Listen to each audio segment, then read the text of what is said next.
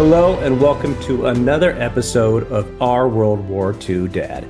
I'm Chris Cangilla, and of course I'm alongside my brother Ken Cangilla. And Ken, when we put these podcasts together, it's great to talk to you on this platform.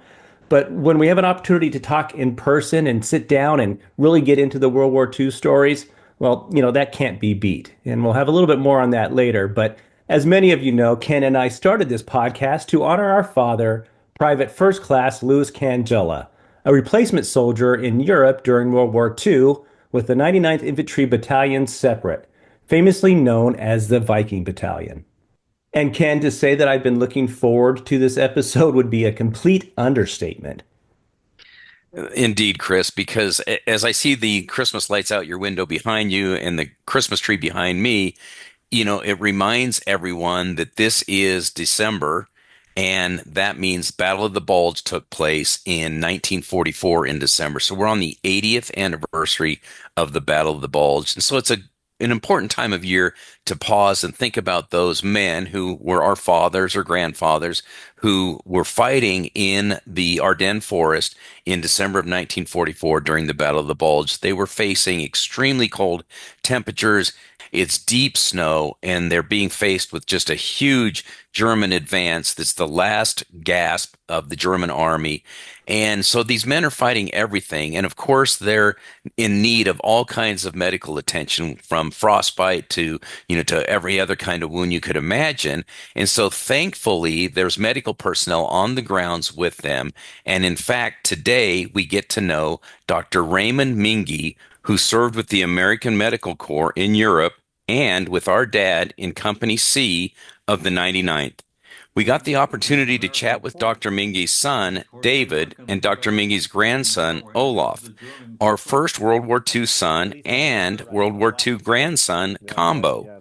Plus, Olaf gives us so much insight on our relatives' war efforts because he was one of the editors of that incredible anthology, The Viking Battalion, a book about what the 99th Battalion Separate endured during World War II, as told by the soldiers themselves.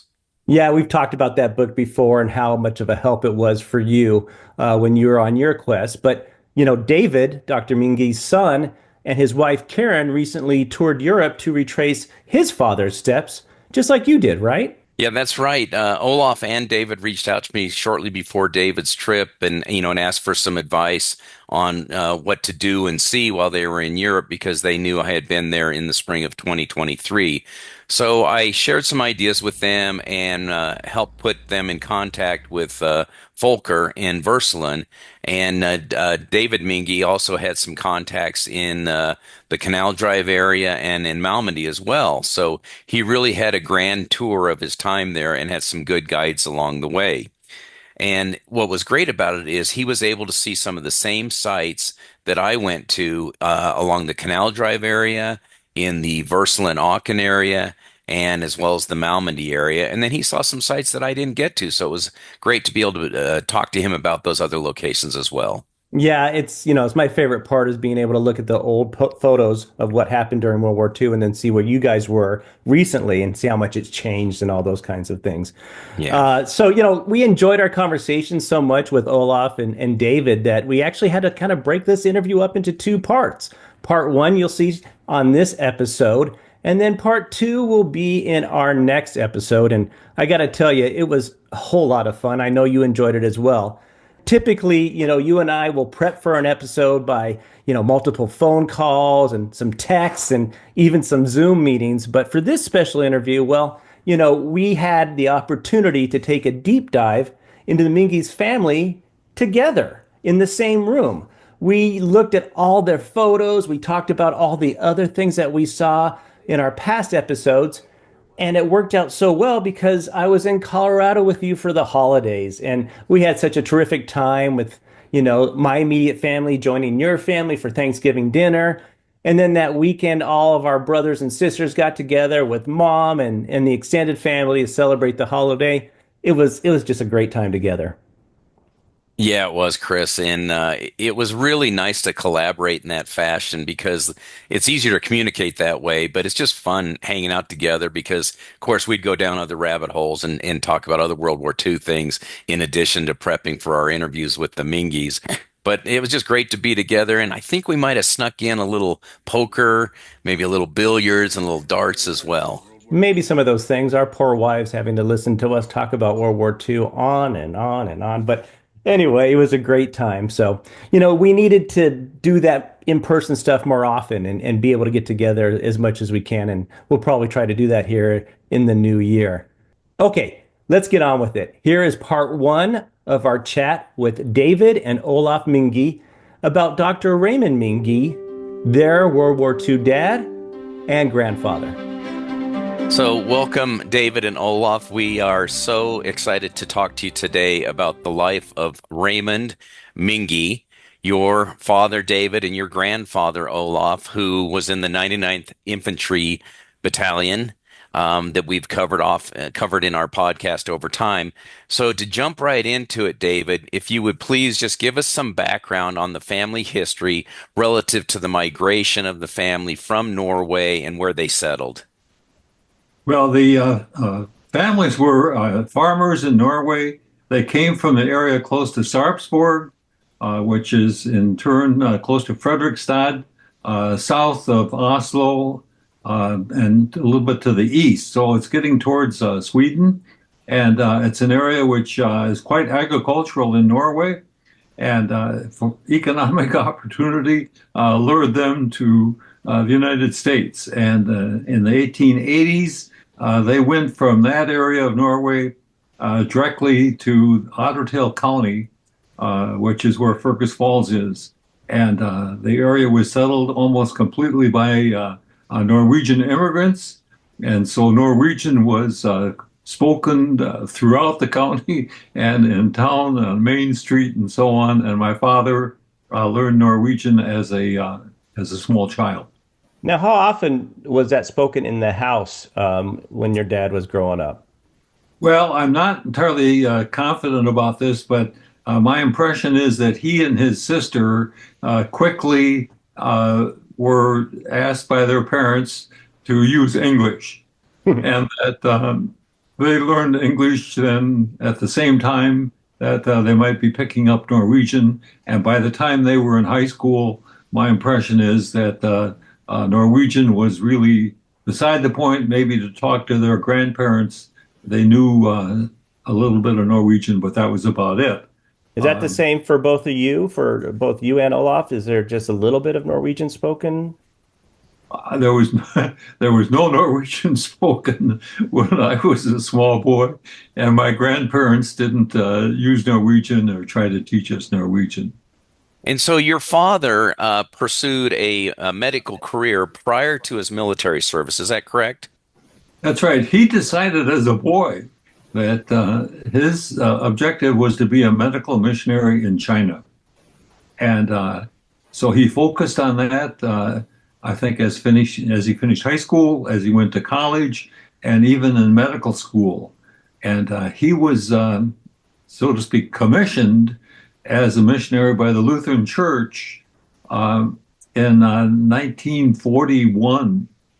But World War II interrupted all of that, and some of the people that he would have served with ended up being interred by the Japanese, and they never had any experience in the mission field, nor did he until the end of his career when he volunteered or worked as a medical doctor in Lutheran hospitals in Liberia and then in Bangladesh. So, Olaf, we've talked a lot about the book that you helped edit and really tell the story of your grandfather and our father and all the things that they did in the war. And then, Olaf, you spoke in the book about your grandfather and your, I guess it would be your great aunt, Raymond's sister, and how she was in Germany as a musician right before the war broke out. Can you tell us a little bit about that? Yeah, definitely. So my grandfather Raymond had one sibling, Margaret Minge, and she was an older sibling. And she was an amazing pianist. She had grown up in Fergus Falls, like my grandfather, and did piano training there. Went to St. Olaf College and advanced her capabilities there, and went to Europe to train in Europe in Germany. And so she was in Germany during the rise of the Nazi regime, and was teaching at an American school in Berlin, and had some very interesting experiences during that time, including being at an event where Adolf Hitler attended. Wow. And a lot of people at the event weren't happy that he was there, but Hitler decided that he was going to make his presence known to this American crowd that was in Berlin. So your great aunt had close contact with the war effort, just like your grandfather did.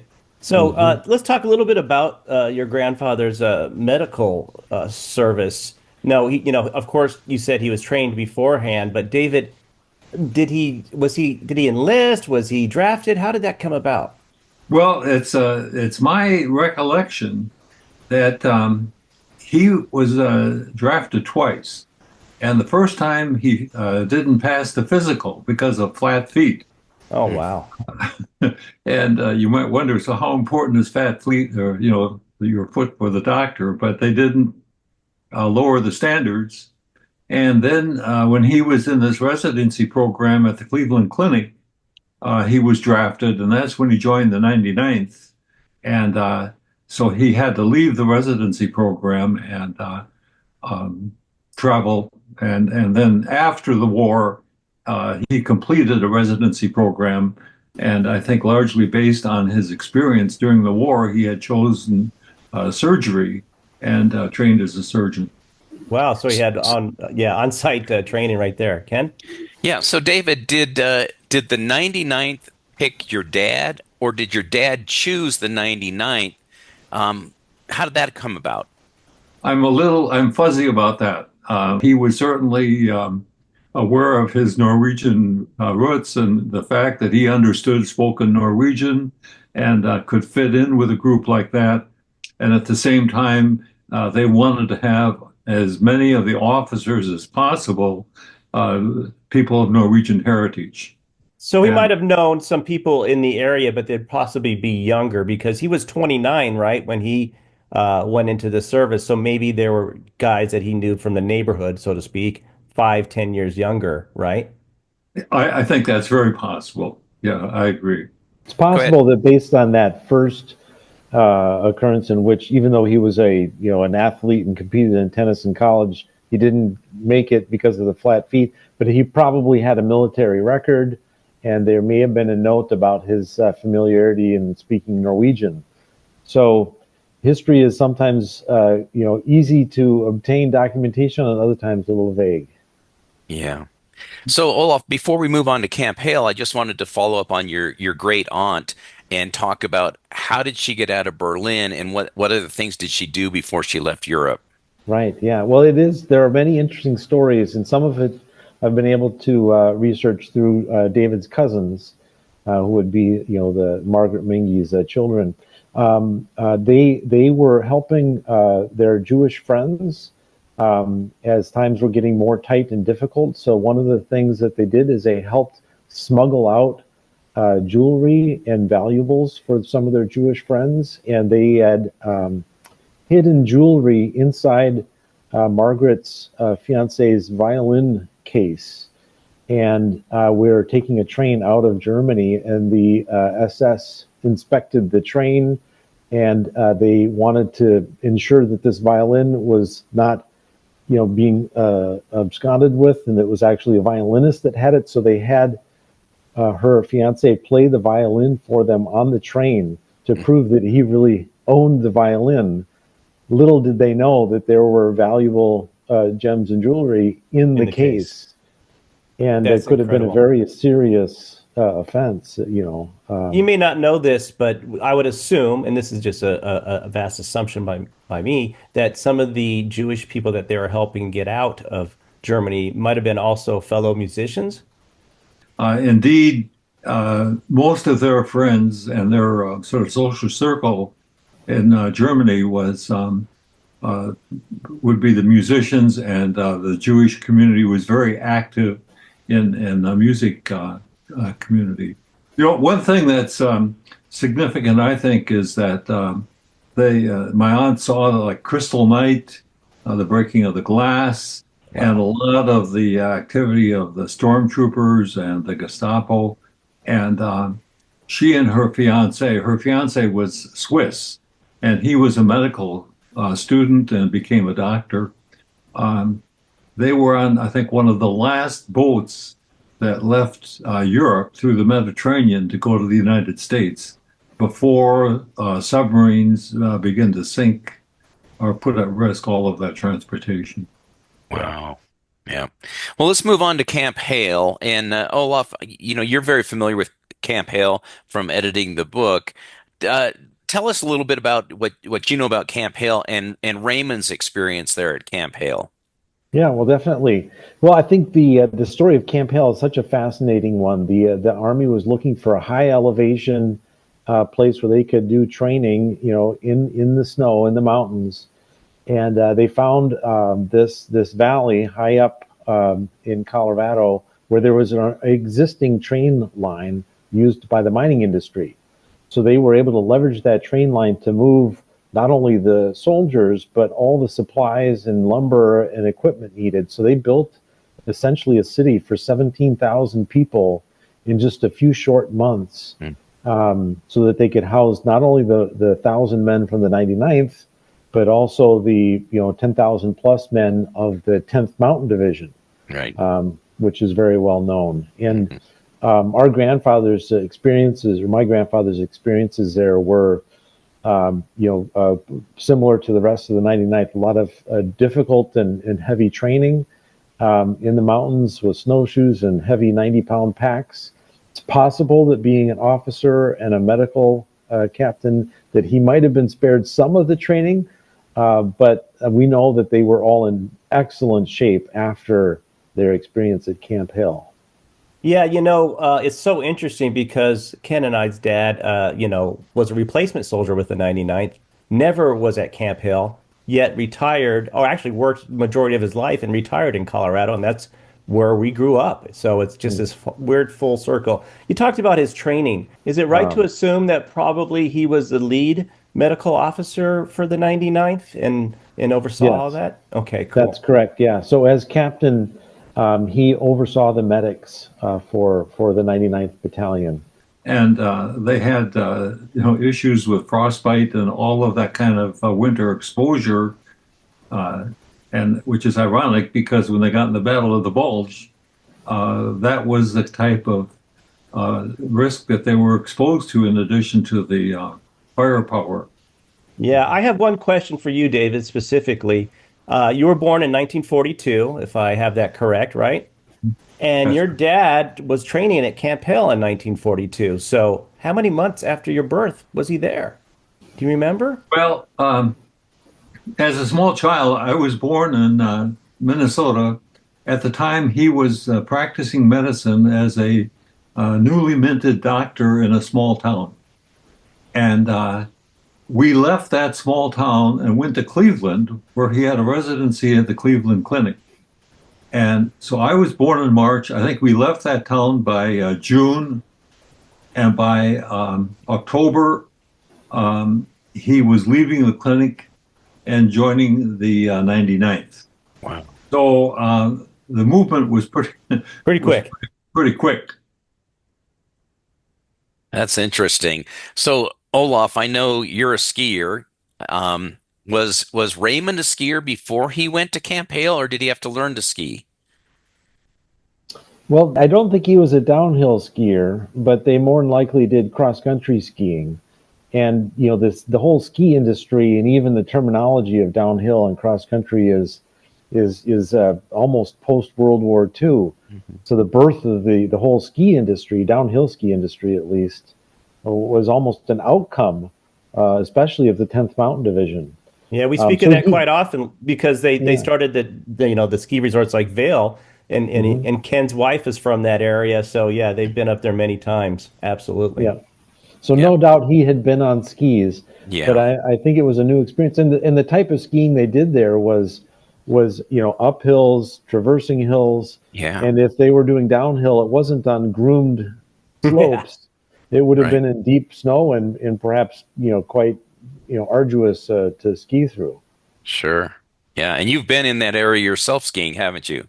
Yes, yes. And just this last winter, I did go to the Camp Hale area and skied at Ski Cooper, which is the closest ski area for the annual ski-in event that the 10th Mountain Division and the 99th Infantry Battalion hold each year. It was Yeah, a we've wonderful seen event. incredible video and photos, most likely from you, that show all that. Now, David, did your dad ever go back to Colorado after training? Did he go out there for vacation and bring you guys?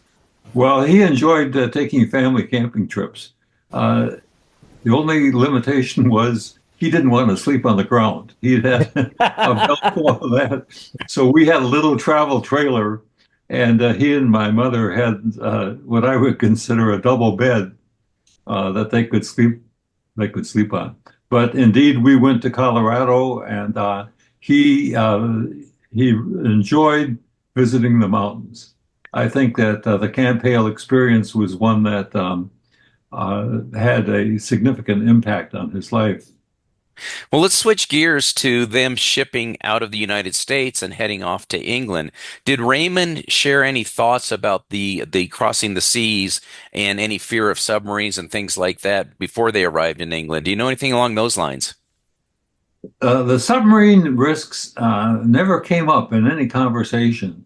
And this is maybe a good point to emphasize that as a child and all the way into my adulthood, I never had a conversation with my father about his World War II experience. It was it just disappeared. And from what I can tell, this is very typical of veterans that it's almost like they had post-traumatic stress syndrome, or they had other blocks, and they talked with each other, but not with their families. The only thing that I remember him mentioning is seasickness. And apparently that was very common among the men. But submarine warfare and other risks like that, I'm not aware of. David, you bring up a very interesting point that Ken and I have experienced in talking to a lot of other World War II children, is that, like you said, they didn't talk about it. And interesting enough, because of your ancestry, the stories that our dad did tell were about the daylight forever in Norway, and those kind of lighthearted stories more than the action, right, Ken? That's right. Yeah, they avoided the combat stories and told things that were lighter in nature. In fact, reading through Raymond's letters, which are in the Viking Battalion book, and that you've sent me actual newspaper articles of, I started reading them in order as to how things happen. And he begins writing, at least the first one I saw, he begins writing from England. And it's interesting to hear about his experiences in England. Tell us about that letter writing. Then I have some follow-up questions for you on England. So was he a prolific letter writer to your mother and your parents, David? Well, he certainly wrote frequently, and he was a good writer. I mean, it was clear, and he expressed himself very well. But on the other hand, the letters were unique in the sense that my grandmother arranged to have them published in the Fergus Falls daily newspaper, and my guess is that that would have been a surprise to my father, that he did not send these letters with any expectation that they'd be shared with anyone. Sure. But we're thankful that they were, because, like we always talk about this, there's not a lot of these interactions, so you have these firsthand, perspectives. What you researched this whole large book about is trying to find those stories, right, Olaf? Yeah, oh, definitely. And it's amazing what you can find and what families have. So many times families have boxes in the attic that have been passed from one sibling to another. And when you ask if they have anything related to their father or grandfather or uncle's experience from the war, they say, well, no. And then they look and they find letters like this, newspaper clippings, even letters from relatives. And so it's amazing what kind of information does exist from these men, including these letters and newspaper articles from Raymond Minge's time. Yeah. So David, you know, the letters that he wrote, I started with the ones from England, and he was a very good writer, and he describes the sights he saw. But what really struck me is that he mentions in the letter, it's early December 1943, and he's doing some shopping for your mother, and I think he was even getting her silk stockings, which were hard to come by, and he's going to ship those home. And I just got to thinking about that. This is December 1943. Little did he know that 12 months later he would be in the thick of the Battle of the Bulge. And I just find that interesting, reading his perspective 1 year prior to being thrust into that particular bloody conflict. Right. They had several months in England where they were just marking time until the front was opened with the Normandy invasion and so on. I want to talk to you a little bit more about what you know of that trip from England to Normandy, because we read that the seas were pretty rough and that they couldn't make land for a couple of days, if I'm right, Ken, and that there was seasickness, which you talked about, Olaf. So I'd imagine your grandfather, Olaf, your father, David, would have to treat those guys, but would he get seasick? What do you know about that? Olaf, do you have anything on that, or David? Well, yeah, we don't have a lot of details, but no doubt it was a difficult time because these were men that were not accustomed to being on boats and bad sea conditions. I'm guessing there probably wasn't much that could be done for the men other than to encourage them to stay above deck and keep their eyes on the horizon. But yeah, they had several days, if not a week, at sea as they were waiting to land on the beaches of Normandy after D-Day. So they arrive in Normandy on what date? Do you know off the top of your head, Olaf? June 16th, 17th, something like 16th, that? 17th, yeah. And one of the things that's interesting about the 99th as well as other units and divisions is that they didn't all have the same experience. There were, companies A, B, C, D, and each of the companies had slightly different paths and journeys. So some landed earlier than others, but it was in that time frame, June 16th, 17th. Yeah, and so they begin. I think they begin there, and they're basically a kind of a rear guard unit for some of the cities that have been captured and things like that. But then they move into, and I'll probably pronounce this wrong, Elbeuf, France. Is that where they start to move towards Germany, and that's kind of their next battle? Is that correct in the chronology? Yes, yeah, and I think I've heard it pronounced Elbeuf. But I'm sure there's other pronunciations that people have. But that was the first real action that they saw, and a trying time, of course. And I believe that was where their leader was injured. He had been assigned to the 99th. He had not been with the 99th when they were training in Minnesota at Camp Hale. So when he was injured, the individual captain and Major Hansen came back in to lead the unit. And so that was a well-received change. But one of the casualties of that first battle. And David, your father wrote at that time, and that would have been in what I think mid-August. He wrote some letters, I think, from that area. Do you recall any specifics of those letters from when he was in that area? Well, I think it was in that area that he spoke about the French children. Mm-hmm. And I know that one of the few things he ever mentioned to me was that the children liked chocolate and candy. And the soldiers' rations would include some dessert or candy. And often the soldiers would share that with these children, and the children would just flock around. Mm-hmm. And I think that the presence of the children was a very encouraging and positive impact on the unit. And he was probably missing you and thinking of you as he took care of those children. In fact, I think one of his letters he talks about treating a French boy that had burned hands, I believe. Yeah. Yeah. No, I think that was before they got into these more tense situations. And so it was, I won't say a happy time for them, but a time that was probably easier and better memories. Absolutely. And I think I recall seeing one of the letters too, Olaf, that mentioned that they thought they, would see the end of the war pretty soon, maybe in 2 months. And Ken and I've talked about that many times, and it seems to be what these guys were going through, that they thought they'd be in Berlin and be done with this thing by Christmas, but that wasn't Yeah, the case. Go ahead, no, Ken. in fact, David, your father wrote on August 17th, 1944, in one of his letters, and I quote, "Perhaps in 2 months we will see the end of war." Yeah. And boy, was he in for a surprise.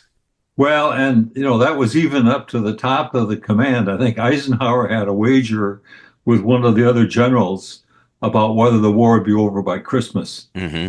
And I think Eisenhower was betting that it would be over by Christmas. That's amazing. Yeah. So another thing that was written during that time that I think was very important, and we talked about this in one of our other podcasts, but you guys can attest to it personally because Raymond wrote about it, was he and the dentist, is it Svensson? Svensson, yes, Yeah. Gustav. Yeah, he talks about. I think they were together quite a bit, but he talks about them bivouacking and moving into an area, and they're speaking Norwegian. And in his letter, he talks about, and you guys correct me if I'm wrong, but he talks about the American military hearing the Norwegian and start to redirect their artillery if they needed to fire it in that area. Is that correct? Tell that story. Well, that's right. Because the 99th was composed of Norwegian speaking or people who understood Norwegian, Norwegian was a common language being used. And for most of the American soldiers, they couldn't distinguish between it and German. And they were apprehensive that these soldiers that were coming to their guard frontline station were Germans, and it was the enemy, and there was some attempt to infiltrate their perimeter. And the 99th men were really lucky that they didn't suffer any casualties as a result of that misapprehension. It's interesting too, because I think you said, and I'm not sure, and you guys can correct me too, but there's similarities in how the language sounds, and maybe to an American it sounds similar. But speaking of an American, our father was a replacement soldier. He didn't speak German. He didn't speak Norwegian. So he was completely lost, I imagine. Plus, you might have heard we talk about it. Dad was 5'6", and I'm sure your father, David, was over 6 feet tall, as we found with most Norwegian, right? Well, yeah, I think he was 5'11", but Close enough. close enough. I know that he did not speak much Norwegian himself, but like 40% of the unit were Norwegian citizens. And many of them were sailors who had been stranded when the Norwegian Merchant Marine put into American ports. And of course, they weren't going to go back to Norway because of the German control. At least They not yet, wanted- right, Olaf? Yeah, right. Yeah, they were eager to get back to Norway and fight, but it wasn't in the cards for most of them, except for the few that joined in with the OSS in Norso operations. But yes. So let's wrap up Elbuf. In that battle, you had mentioned that they lost their leader, and then Hansen takes over as leader. And in Bergen's book, he talks about that the 99th took 86 prisoners. They had 9 officers wounded, 7 enlisted men killed, and 41 wounded. So they saw some significant action at that point. Yeah, definitely. Elbuf was the real action. That was in August, late August of 44, and it was Lieutenant Colonel Turner that was injured, and then Major Hansen regaining control. But they cut their teeth there, and that's where they really tested their battle capabilities. And then after that, on to Canal Drive, which I'm sure you were going to go into at some point. Exactly. And that's the thing. And I know Ken wants to share something that he discovered when looking at some of the footage from there, because this is when we think our dad became that replacement soldier, Ken. Yeah, so this is the meat of this conversation that I want to get into because David went and visited these areas as I did, and I went in the spring of 2023, and David, you went in the fall of this year, 2024. So I'm anxious to compare notes with you on that, but let's start with the Canal Drive. In my research, I look at a lot of YouTube and things like that, and I know one of the near towns to the Canal Drive is a town called, and I hope I'm pronouncing it right, Maastricht, if that's correct, MAA. Maastricht, and Maastricht is actually in the Netherlands, and the Dutch, the German, and the Belgian borders are all close to each other, and they've moved at different times. And you have communities that are German speaking or were German speaking that were located in Belgium and I'm sure vice versa. But in any event, Maastricht is the larger city in the area.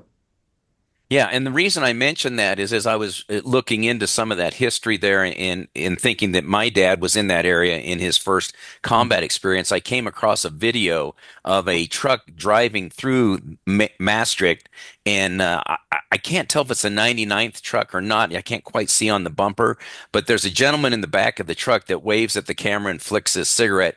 And I swear to this day, it's my dad because it's his same mannerism, same build, everything about it. So I think he was there. So I really want to talk about the Canal Drive with you, and you visited it. I drove through it briefly and didn't get to take as much time as you did, and understand you had some local help as well. So tell us about your visit to the Canal Drive area, what you experienced and what you felt.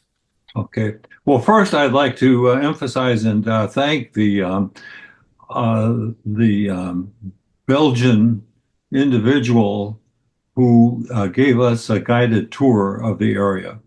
And I must say that without his assistance, we would have learned almost nothing, and it wouldn't have meant much to us. But he spoke English, and he was also a part of a reenactment program where people are portraying the 99th in these. And like we have Civil War reenactments. But in any event, we started at the south end and drove up to the north end. And the canal area has more than one. There may be as many as 3 different waterways. It's very confusing. And these canals are deep enough that you can't take equipment through them. You can't send soldiers through them. You have to have some type of a bridge or a boat, and a boat, of course, is vulnerable. You're a seating duck. Mm-hmm. And, we could see that there are open fields. It's a flat area, and you would be highly exposed. And so the 99th movement through that area was a very dangerous mission. And I think that they were only able to succeed because of the armored unit that they joined, and they were able to use the armored unit as kind of a stalking barricade and advance. And the Germans were in retreat. Yeah, and it so seems. I'm sorry. They took a lot of prisoners. Yeah, it seems that we learned in the Bergen book that one of the tank commanders said he's never seen a unit move so fast. The 99th was just flying through there, and well, I'd probably be moving that fast too if I was under that fire under those conditions. The area that you saw, were there any markers? Were anything that made it a historical site? This is where Captain Fisher was killed. Oh, okay. There is a marker and a grave site, the initial or grave for Captain Fisher. And then there are about a dozen plaques that have been installed at different points. And the fellow that was our guide, he knew the location of these plaques and he knew the text. And that was very helpful and very interesting. But I must say that, again, if we had gone not being able to read the plaques or even find them, it would have been a much different experience. Yeah, I'm sure. So that Canal Drive area, the results of that particular battle, in addition to Captain Fisher, there were the one officer killed, Fisher, two officers were wounded, 75 enlisted men were wounded as well, and there were 10 men missing who I think later they were recovered, but they took 440 German prisoners. But going back to Fisher, wasn't your dad close by when he was killed? I think I read something that the Raymond it went and found shelter, but Fisher did not, and that's one of the reasons he was killed. I believe I read something along those lines. Can either of you comment on that? Well, it's my understanding that these two doctors were together, and with another man or two in the unit, and that some German artillery fire began to come into their area. And so my dad and the others went down in the basement of this building, and Fisher did not go down in the basement. And some of the shrapnel or fragments from this artillery fire killed Fisher instantly. Mm-hmm. And so it was a very tragic situation, and they discovered Fisher's body when they went back upstairs to see why he hadn't come down to join them. And Captain Fisher was another doctor like your dad? And my understanding that my dad was being transferred to a larger military hospital, and that Fisher was going to take his place as a medical doctor for the 99th. Well, of course, then that didn't happen. My dad stayed with the 99th, and Fisher was there. In fact, Captain Fisher was assigned to the 99th on September 13th, and he was killed on September 16th. Oh my goodness. So he was only with the unit for a few days, and while not knowing directly, I'm sure that this weighed very heavily on my grandfather, David's father, to think that this man was brought in so that he could go to a higher position, and then was killed. Our grandfather wrote a letter to the wife of Captain Fisher, and did a few other things in honor of him. But another really powerful story is the way in which the communities in Belgium around these sites have embraced the Americans that served there and lost their lives there. So the Captain Fisher, there's a memorial to him, and as with many of these memorials, they rotate assignment. The Belgians to this day still have a person assigned to make sure that memorial is kept up. That's nice. And respected. And now we're in the 80th year of many of these events happening. And so just a month or so ago, a couple of months ago, there was a large community recognition memorial event for the Canal Drive area. And, ambassadors and elected leaders all participated in the ceremony. So to this day, it's a very, very honored representation given to the Americans that fought there. Like you said too, we think Dad joined up, got into the unit at the same time, and Dad was in Company C, and Ken and I just keep on thinking, did these two men know each other? There's no way for us to really know right now, but you would think. I mean, the 99th is what, 7 to 1,000 men at this point. Ken, what do you think? Yeah, it was. Yeah, there. I think they start off with about 900 men at Camp Hale, and chances are Raymond and Lewis crossed paths at some point in time. Raymond probably would not have remembered him because he probably saw so many soldiers. But I'm just struck with the fact that Raymond's path was changed due to this event, and he stayed embedded with the 99th throughout the rest of the war. And I'm sure the Norwegians were glad to have him since he was one of their own. Yeah, very much. And it's maybe difficult for us to determine what led to him staying, if he chose and said that's it. I'm not interested in moving out of the 99th anymore, or if other circumstances played a factor. But no doubt He he might stayed have with felt. the 99th.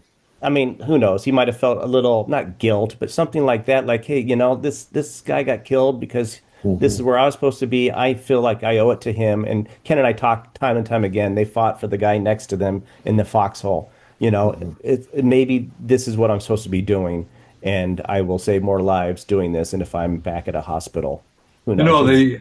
The men of the 99th formed lifelong friendships. And you mentioned this Gus Svensson. He was the dentist.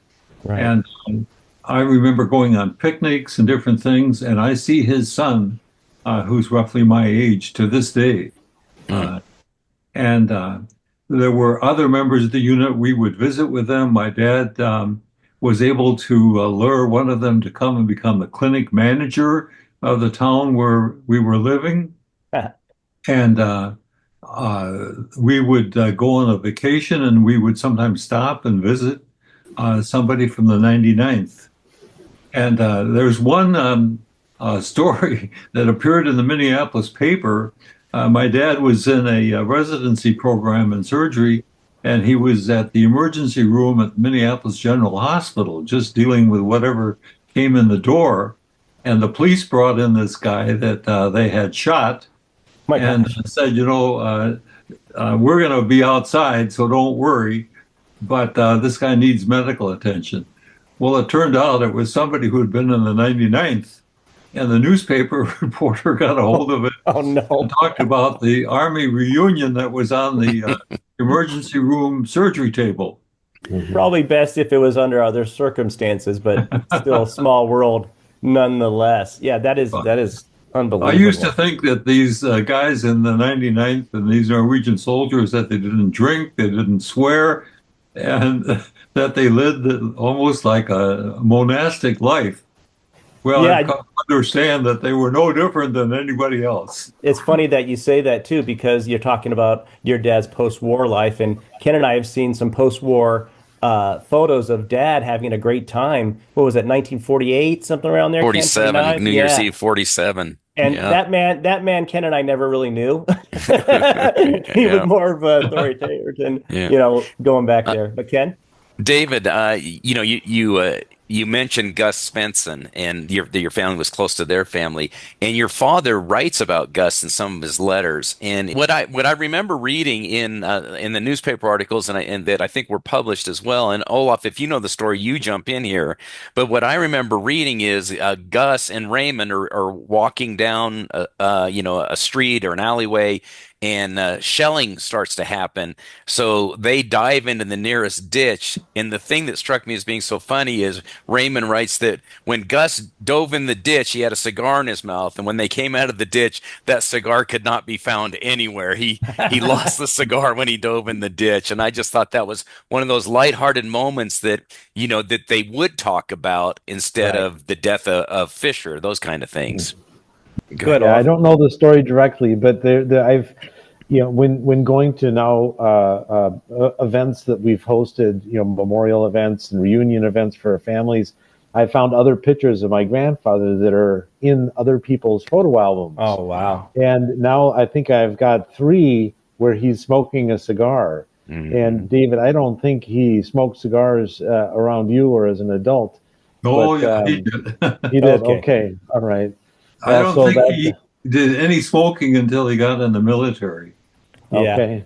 And I think a lot of the soldiers were furnished with tobacco products, and they enjoyed them eventually. Yeah, you almost have to find some kind of distraction, there as well. So it was great to hear all these stories about Dr. Minge, and it makes me think about him as a 29-year-old young man just starting his medical practice, and he's pulled into the Army to serve with the Viking Battalion because of his Norwegian background. And we were so fortunate that he corresponded with the family at home and wrote such great letters. and that the local newspaper even published those letters. So we have a very good record of what his thoughts were like at that moment in time, and was really exciting to hear those in part one. And I can't wait to hear about more in part two. You're absolutely right. I mean, we've talked about it that we would kill for more information about Dad. Dad wasn't much of a writer. He did make those, little check marks on things to make sure we knew where he was.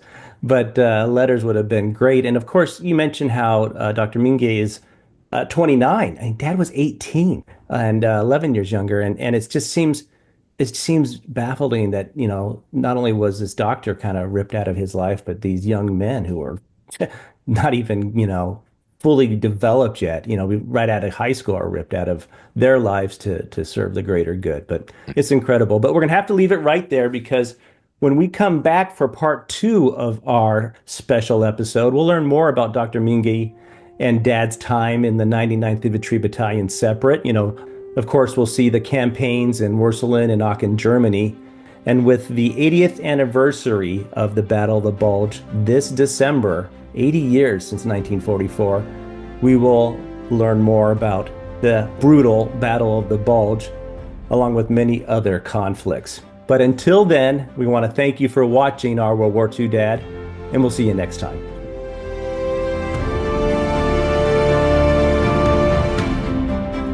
Thanks for watching and listening to our World War II Dad. Please remember to like and subscribe, and turn on that notification bell so you don't miss an episode. And if you're just listening to the podcast, please leave us a 5-star review. We would really appreciate it.